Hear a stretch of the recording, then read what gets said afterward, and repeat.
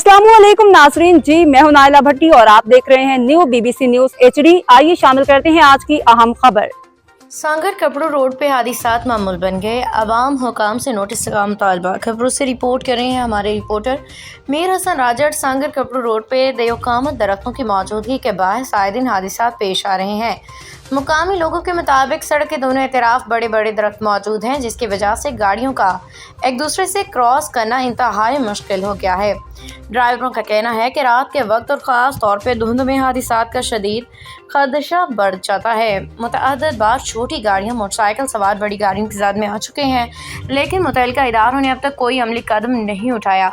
अवामी हलकों ने ज़िला इंतज़ामिया महकमा हाईवेज से मुतालबा किया है कि रोड को कुशादा किया जाए, ख़तरनाक दरख्तों को हटा के ट्रैफिक के लिए आसानी पैदा की जाए ताकि कीमती जानों का ज़िया रोका जा सके।